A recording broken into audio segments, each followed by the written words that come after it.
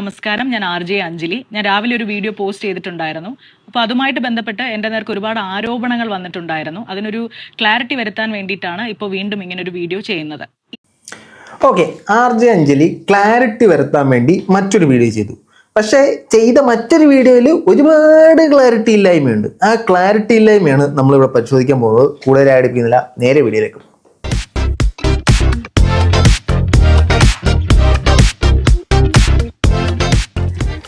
എല്ലാ പ്രിയ സുഹൃത്തുക്കൾക്കും പുതിയൊരു വീഡിയോയിലേക്ക് സ്വാഗതം.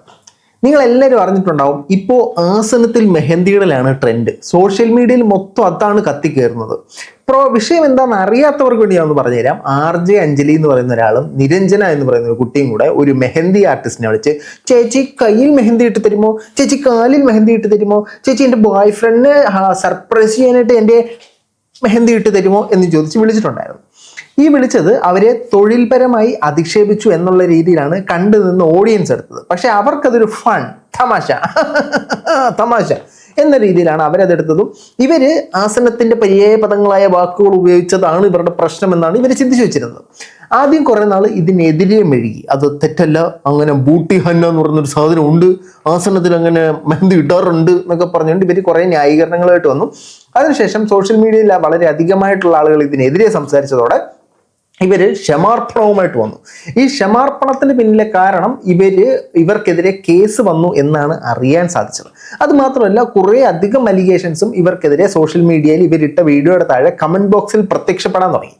ആ കമന്റുകൾക്ക് റെസ്പോൺസുമായിട്ടാണ് ഇപ്പോൾ നമ്മുടെ ഈ RJ അഞ്ജലി വന്നിട്ടുള്ളത്. അപ്പൊ നമുക്ക് ആദ്യം RJ അഞ്ജലിയുടെ എക്സ്പ്ലനേഷൻ കണ്ടു തന്നെ അങ്ങ് പറയാം.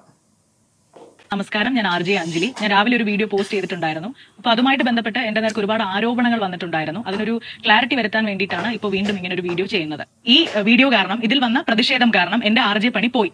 അത് വാസ്തവ വിരുദ്ധമായിട്ടുള്ള ഒരു കാര്യമാണ് എന്ന് ആദ്യമേ പറയട്ടെ. ഞാൻ കഴിഞ്ഞ 12 വർഷമായി വർക്ക് ചെയ്തിരുന്ന FM സ്റ്റേഷനിൽ നിന്ന് കഴിഞ്ഞ മാർച്ച് മാസത്തിൽ തന്നെ ഞാൻ റിസൈൻ ചെയ്തിരുന്നു. ഞാൻ സ്ഥിരമായി ഇത്തരത്തിലുള്ള വാക്കുകൾ ഉപയോഗിച്ച് പ്രാങ്ക് കോൾ ചെയ്യുന്ന RJ ആണ്. ഈ ആരോപണം തെറ്റാണ്. കഴിഞ്ഞ 12 വർഷം അതായത് ഒന്നാമത്തെ അലിഗേഷൻ അല്ലെങ്കിൽ ആരോപണം എന്ന് പറയുന്നത് പുള്ളിക്കാരുടെ പണി പോയി എന്നുള്ള ആരോപണമാണ്. ഈ ആരോപണം ഞാനും കുറെ കണ്ടായിരുന്നു, ട്രോളിലും കാര്യങ്ങളൊക്കെ. അത് യാഥാർത്ഥ്യമല്ല സുഹൃത്തുക്കളെ, അത് യാഥാർത്ഥ്യമല്ല, നിങ്ങൾ മനസ്സിലാക്കണം. രണ്ടാമത്തെ ആരോപണം എന്ന് പറയുന്നത് ഇവർ സ്ഥിരമായിട്ട് ഈ ആസനസ്ഥനാകുക എന്ന വാക്ക് ഉപയോഗിക്കുന്ന ഒരാളാണെന്ന്. ഇവരുടെ ഒരു മുൻകാല വീഡിയോയും കൂടി ഇപ്പോൾ കുത്തിപ്പൊക്കി വന്നിട്ടുണ്ട്. അതിനകത്തും ഇതേ നിരഞ്ജന തന്നെയാണ്, ചേട്ടാ ബൈക്കിന്റെ ചൂടുള്ള സീറ്റ് ഇരുന്ന് കഴിഞ്ഞാൽ പൊള്ളൂല്ലേ എന്നൊക്കെ ഉള്ള സാധനം ചോദിക്കുന്നത്. അപ്പൊ പുള്ളിക്കാരി അങ്ങനെ പറഞ്ഞിട്ടില്ല, നിരഞ്ജനയാണത് പറയുന്നത്, മനസ്സിലായോ? അപ്പൊ പുള്ളിക്കാരി അതും തെറ്റായ ആരോപണമാണെന്നാണ് പറയുന്നത്. എന്റെ ഓർമ്മയിൽ ഞാൻ ഈ പരാമർശം നടത്തിയിട്ടുള്ള വീഡിയോ ഇതല്ലാതെ മറ്റൊരു വീഡിയോ ഉണ്ടോ എന്ന് എനിക്കറിയില്ല, എന്റെ അറിവിലില്ല. യാതൊരുവിധ ഉപകാരവും ഇല്ലാത്ത വ്യക്തി സമൂഹത്തിന് വേണ്ടി ഇവൾ എന്ത് ചെയ്തു എന്നാണ് ചോദിക്കുന്നത്. അയ്യോ ശരിയാണ്, എനിക്ക് ആഗ്രഹമുള്ള അത്രയും സഹായങ്ങളോ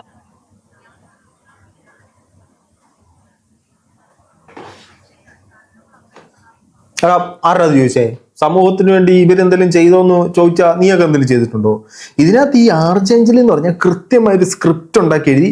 ആദ്യം ഇവിടെ വെച്ച് ഷൂട്ട് ചെയ്തു, പിന്നെ ക്യാമറ ഇവിടെ വെച്ചിട്ട് ഇങ്ങനെ ഷൂട്ട് ചെയ്തു, പിന്നെ ക്യാമറ അവിടെ വെച്ച് അങ്ങനെ ഷൂട്ട് ചെയ്തു. ഇനി ഇത് സിനിമാറ്റിക് മോഡ് പിടിച്ചാണോ എന്ന് അറിയത്തില്ല. പല ആംഗിളിൽ വെച്ചിട്ടാണ് പല തരത്തിലുള്ള പല ചോദ്യങ്ങൾക്കുള്ള ന്യായീകരണങ്ങളാണ് നൽകുന്നത്. ഇനി ഇവർ സമൂഹത്തിന് എന്ത് ഗുണം നൽകി എന്ന് പറയുന്നത് കൂടെ നമുക്ക് കേട്ടിട്ട് പ്രധാന വിഷയത്തിലേക്ക് കടക്കാട്ടോ. നിങ്ങളൊന്ന് കാത്തിരിക്കുക. എനിക്കിപ്പോൾ 3 വീടുകൾ നമുക്ക് വെച്ചു കൊടുക്കാൻ കഴിഞ്ഞു. അതിൽ 2 വീട് കംപ്ലീറ്റ് ആയിട്ടുണ്ട്. ഒരു വീടിന് വേണ്ടിയിട്ടുള്ള സ്ഥലം വാങ്ങി നൽകാൻ പേജിലൂടെ എന്റെ പ്രിയപ്പെട്ട ഫോളോവേഴ്സിലൂടെ എനിക്ക് സാധിച്ചിട്ടുണ്ട്. ഇനിയും അത് തുടരണം എന്നാണ് ആഗ്രഹം. കമന്റ്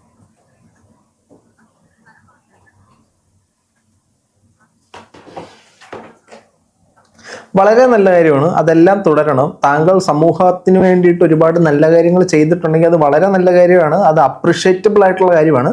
പക്ഷെ നമ്മൾ സമൂഹത്തിന് വേണ്ടി കുറേ നല്ല കാര്യം ചെയ്തിട്ട് ഒരിടത്ത് പോയി ഒരു പ്രശ്നം ഉണ്ടാക്കി കഴിഞ്ഞാൽ അത് തീർന്നു ഇവിടെ. ഫോർ എക്സാമ്പിൾ, നമ്മുടെ ബോച്ചെ സമൂഹത്തിന് ഗുണമുള്ള ഒരുപാട് കാര്യങ്ങൾ ചെയ്യുന്നുണ്ട്. അപ്പോൾ ഒരുപാട് പേരെ സഹായിക്കുന്നുണ്ട്, പണം നൽകി സഹായിക്കുന്നുണ്ട്, പലതരത്തിലുള്ള ചാരിറ്റികളും അദ്ദേഹം ചെയ്യുന്നുണ്ട്. പക്ഷേ പുള്ളിയുടെ പ്രയോഗത്തിൽ പുള്ളി ഉണ്ടായിരുന്ന നല്ല പേര് പുള്ളിക്ക് ചീത്തപ്പേരായി മാറി. അപ്പം നമ്മൾ കുറേ നാൾ വന്നിട്ട് ജീവിച്ചിട്ട് നമ്മൾ ആവശ്യമില്ലാത്ത ഒരു കോൺട്രവേഴ്സി പോയി ചാടിക്കഴിഞ്ഞാൽ പ്രശ്നം ഉണ്ടാവും. നിങ്ങൾക്കെതിരെ ഇത്രയും പ്രശ്നം ഉണ്ടാകാനുള്ള പ്രധാന കാരണമെന്ന് പറഞ്ഞാൽ ആ സാധനം നിങ്ങൾ പറഞ്ഞ് ആദ്യമേ നിങ്ങൾ വന്നിട്ട് ഈ ഒരു ക്ഷമ പറഞ്ഞിരുന്നെങ്കിൽ ആ പ്രശ്നം അവിടെ കൊണ്ട് തീർന്നതന്നെ. ആ സമയം മൊത്തം നിങ്ങൾ ബൂട്ടി തന്നെ ഉണ്ട്, അവസാനത്തി മൈലേഞ്ച് മെഹന്തി ഇടുന്നുണ്ട്, എന്തിനാടാ പ്രശ്നം, അതത്ര ചീത്തവാക്കാണോ എന്നൊക്കെ ചോദിച്ച് മെഴുകിയതാണ് കൂടുതൽ ആളുകളെ പ്രൊവോക്കാക്കിയത്. ആദ്യമേ നിങ്ങൾ തെറ്റ് റിയലൈസ് ചെയ്തിരുന്നെങ്കിൽ ഈ ക്ഷമാർപ്പണം അങ്ങ് നടത്തിയാൽ മതിയായിരുന്നു. ഇത് ഇവർക്കെതിരെ കേസ് വന്നു എന്നാണ് അറിയാൻ സാധിക്കുന്നത്. കാരണം വിവി ഹിയർ എന്ന് പറഞ്ഞ യൂട്യൂബ് ചാനലിൽ നിന്ന് വരെ ഇവർ വിളിച്ച മെഹന്തി ആർട്ടിസ്റ്റിനെ കോൺടാക്ട് ചെയ്തപ്പോഴത്തേനും അവർ കേസുമായിട്ട് മുമ്പോട്ട് പോകും എന്നുള്ള രീതിയിൽ തന്നെയാണ് സംസാരിച്ചത് എന്നാണ് അറിയാൻ സാധിച്ചത്. അപ്പോൾ അത് പേടിച്ചിട്ടായിരിക്കണം ഇങ്ങനൊരു നമ്മളെല്ലാം പറഞ്ഞ് കോംപ്ലിമെന്റ്സ് ആക്കി നമ്മളൊന്നും ഒരു പ്രശ്നമില്ല, അളിയാളെ ബൈ ബൈ എന്ന രീതി തീർക്കാനാണെന്ന് തോന്നുന്നു. കമന്റ് വരുമ്പോൾ ഇത്തരത്തിലുള്ള അധിക്ഷേപങ്ങളിലൂടെ പേജ് കടന്നു പോകുമ്പോൾ ശരിക്കും പറഞ്ഞാൽ ആശങ്കപ്പെടുന്നത് ആ ഒരൊറ്റ കാര്യത്തിൽ മാത്രമാണ്. എനിക്ക് തൊഴിൽ ചെയ്യുന്നവരോട് താല്പര്യമില്ല, ഈ തൊഴിലിനോട് താല്പര്യമില്ല, ഈ സമൂഹത്തിനോട് താല്പര്യമില്ല. ഇത്തരത്തിലുള്ള മിസ്ലീഡിംഗ് ആയിട്ടുള്ള ഒരുപാട് പരാമർശങ്ങൾ പല വീഡിയോസിൽ ഞാൻ കണ്ടു. ഇതേ ആർട്ടിസ്റ്റുകളോട് സഹകരിച്ചിട്ടുള്ള വീഡിയോസ് എന്റെ പേജിൽ നിങ്ങൾക്ക് കണ്ടെത്താവുന്നതാണ്. ഓക്കെ, ഇതേ തൊഴിലുമായിട്ട് സഹകരിക്കുന്ന ആളുകളോട് നിങ്ങൾ സഹകരിക്കുന്നുണ്ട്, നിങ്ങൾ അവരെല്ലാം റെസ്പെക്ട് ചെയ്യുന്നുണ്ട്. ഇന്നലത്തെ വീഡിയോയിൽ ഞാൻ എൻ്റെ നിങ്ങളുടെ ഒരു ചാറ്റ് കാണിച്ചിട്ടുണ്ട്. അതിനകത്ത് നിങ്ങൾ പറയുന്നത് മെഹന്തി ആർട്ടിസ്റ്റിന് പണം കൊടുക്കുന്നുണ്ടെങ്കിൽ നമ്മൾ പറയുന്നിടത്ത് അവരത് ഇട്ട് തന്നേ പറ്റൂ എന്നാണ് നിങ്ങൾ പറഞ്ഞത്. അതാണോ നിങ്ങൾ റെസ്പെക്ട് ചെയ്യുന്ന സാധനം? മെഹന്തി ആർട്ടിസ്റ്റിന് പണം കൊടുക്കുന്നുണ്ടെന്ന് പറഞ്ഞിട്ട് നിങ്ങളുടെ തോന്നിവാസത്ത് കാണിക്കുന്ന സ്ഥലത്തെല്ലാം മെഹന്തി ആർട്ടിസ്റ്റ് ഇട്ട് തരാനാണോ നമ്മൾ അവർക്ക് പണം കൊടുക്കുന്നത്? ആ ഒരു വർക്ക് ഏറ്റെടുക്കുമോ ഇല്ലയോ, അല്ലെങ്കിൽ അവർ ഏതൊക്കെ സ്ഥലത്തെ അവരിടൂ എന്ന് പറയാനുള്ള റൈറ്റ്സ് അവർക്കുണ്ട്. ഒരുമാതിരി തൊഴിലാളി മുതലാളി കളിക്കുന്നത് പോലെയാണ് ആ വീഡിയോ കണ്ടപ്പോൾ തോന്നിയത്. നമ്മുടെ ഈ കുറെ പണമുണ്ട്, അല്ലെങ്കിൽ നമ്മൾ കുറെ സമ്പാദിക്കുന്നുണ്ട്, നമ്മൾ സമൂഹത്തിൽ നിലയും വിലയുള്ള ഒരാളാണ്, ഫെയിമാണ് എന്നുള്ളത് കൊണ്ട് മറ്റൊരാളെ അടിച്ചമർത്താനോ ഞാൻ ഡോമിനേറ്റ് ചെയ്യണമെന്ന് ചിന്തിക്കാനോ നമുക്ക് പറ്റില്ല. അപ്പൊ നിങ്ങൾ റെസ്പെക്ട് ചെയ്തിട്ടുള്ള കേസൊക്കെ വിടുക. അത് ഇന്നലെ നമ്മൾ കാണിച്ച ചാറ്റോടെ പിടിച്ചു. അത് ഞാൻ ഇവിടെ ചാറ്റ് ഒന്നുകൂടെ വെക്കാം. അവരുമായിട്ട് നേരിട്ട് സംബന്ധിച്ചാൽ മനസ്സിലാവും ഞാൻ ഇടപെടാൻ കഴിയുന്ന ഒരു വ്യക്തിയാണോ, എനിക്ക് അങ്ങനെ ഒരു ബഹുമാനക്കുറവുണ്ടോ എന്നൊക്കെയുള്ളത് തീർച്ചയായും പരിശോധിച്ച് മനസ്സിലാക്കൂ. ഞങ്ങളോട് ക്ഷമ ചോദിക്കുന്നതിന് പകരം വിളിച്ച വ്യക്തിയോട് ക്ഷമ ചോദിക്കൂ, ആ വീഡിയോ പബ്ലിഷ് ചെയ്യൂ, ആ ഓഡിയോ പബ്ലിഷ് ചെയ്യൂ എന്നുള്ള കമന്റുകളൊക്കെ വരുന്നത് ഞാൻ കണ്ടു. അവരുടെ പ്രൈവസിയെ മാനിക്കുന്നത് കൊണ്ട് തന്നെ ആ വീഡിയോയോ ഓഡിയോയോ പബ്ലിഷ് ചെയ്യാൻ നിർവാഹമില്ല എന്നുള്ളതാണ് വാസ്തവം. ഓക്കെ, ഇതിനകത്ത് ആ വിളിച്ച ഇവര് അപമാനിച്ച വ്യക്തിയെ വിളിച്ചിട്ട് മാപ്പ് ചോദിച്ചിട്ട് ആ വീഡിയോ പബ്ലിഷ് ചെയ്യുന്നതാണ് പല ആളുകളും പറഞ്ഞത്.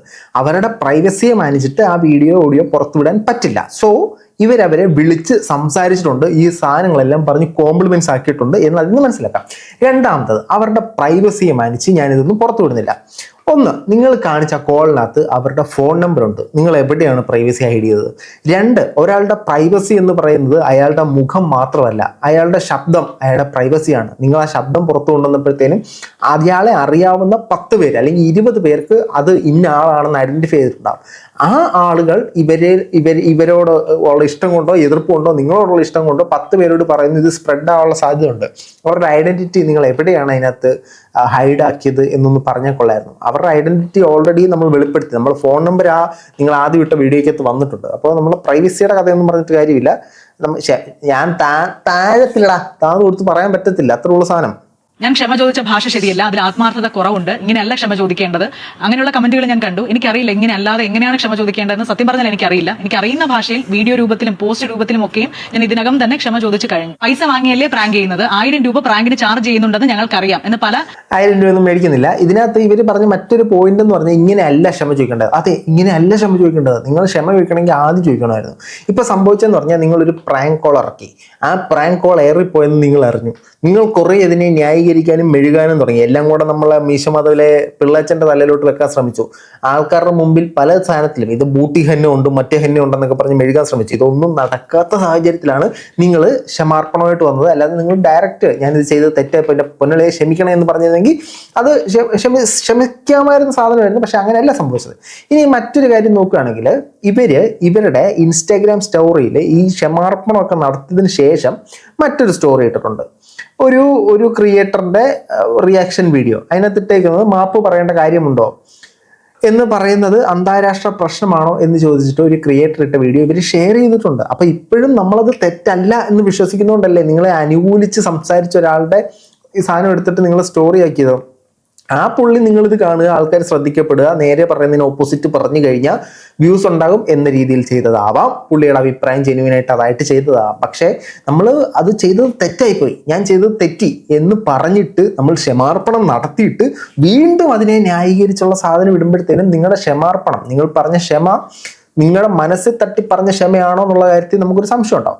ഇനി ഇത് മാത്രമല്ല, ക്ഷമ പറയുമ്പോൾ നിങ്ങളല്ല പറയേണ്ടത്, നിരഞ്ജനയും കൂടിരുന്ന് പറയണം. കാരണം അവരാണ് നിങ്ങൾ ഈ പറഞ്ഞ പദം 2 തവണ ഉപയോഗിച്ചപ്പോഴും അത് വിളിച്ചു പറഞ്ഞ വ്യക്തി അതാണ്. നിങ്ങൾ ഈ പദം ഉപയോഗിച്ചിട്ടില്ല, നിങ്ങളായിരിക്കും മാസ്റ്റർ മൈൻഡ്. പക്ഷെ ആ പദം ഉപയോഗിച്ചതും സംസാരിച്ചതും അപമാനിച്ചതും ആ പുള്ളിക്കാരിയാണ് കൂട്ടുപ്രതി. പുള്ളിക്കാരി വന്ന് മാപ്പ് പറഞ്ഞില്ല എന്ന പ്രതിഷേധം വളരെ വലിയ രീതിയിൽ സോഷ്യൽ മീഡിയയിൽ കത്തിയപ്പോൾ പുള്ളിക്കാരി ഇൻസ്റ്റയിൽ ഒരു സ്റ്റോറി ഇട്ടു. സ്റ്റോറി എന്ന് പറഞ്ഞാൽ ആദ്യം നമ്മുടെ RJ അഞ്ജലി പറയുന്ന ന്യായീകരണം ഇട്ടു, അതിനുശേഷം നിരഞ്ജന ഒരു പോസ്റ്റ് ഇട്ടു. പ്രിയപ്പെട്ടവരെ, ഞാൻ എന്നെ ന്യായീകരിക്കാനോ ഞാൻ പറഞ്ഞത് ശരിയാണെന്ന് വരുത്തി തീർക്കാനോ ശ്രമിക്കുന്നതല്ല. അങ്ങനെ ശ്രമിച്ചാൽ നടക്കത്തില്ല. ഓക്കെ, ഞാൻ വളരെ ആത്മാർത്ഥമായിട്ടാണ് എൻ്റെ ഭാഗത്തെ തെറ്റ് മനസ്സിലാക്കി മാപ്പ് പറഞ്ഞത്. ഓക്കെ, ആശാൻ ക്ഷമ പറഞ്ഞിട്ടുണ്ട്. വൺസ് അഗൈൻ ആ ചേച്ചിയോടും എല്ലാവരോടും ഐ ആം സിൻസിയർലി സോറി. പുള്ളിക്കാരി മാപ്പ് പറഞ്ഞിട്ടുണ്ട്. പക്ഷേ നമ്മൾ ആ വീഡിയോ ചെയ്യാൻ കാണിച്ചൊരു ആർജവം കാണിച്ചില്ല. ഏതായാലും നിങ്ങൾ ശരിക്കും ഉള്ളിത്തട്ടിയാണ് നിരഞ്ജന മാപ്പ് പറഞ്ഞെങ്കിൽ തീർച്ചയായിട്ടും അക്സെപ്റ്റ് ചെയ്യുന്നു. പക്ഷേ RJ അഞ്ജലിയുടെ മാപ്പ് ഉള്ളിത്തട്ടി പറഞ്ഞെന്ന് തോന്നുന്നില്ല. അവർ വീണ്ടും അവരെ ന്യായീകരിക്കുന്ന സാധനങ്ങൾ വരുമ്പോഴത്തേനും സ്റ്റോറി ഇടുന്നുണ്ട്, ഞാൻ ചെയ്തത് തെറ്റല്ല എന്നവർ വീണ്ടും, അവർക്ക് ഇതുവരെ മനസ്സുകൊണ്ട് അത് തെറ്റാണെന്ന് ബോധ്യപ്പെട്ടിട്ടില്ല. പക്ഷേ എല്ലാവരും പറയുന്നു സോറി പറഞ്ഞ പ്രശ്നം തീർത്തേക്കാം എന്ന രീതിയിൽ മാപ്പ് പറഞ്ഞതുപോലെയാണ് പേഴ്സണലി എനിക്ക് ഇതിനകത്ത് ഫീൽ ആയത്.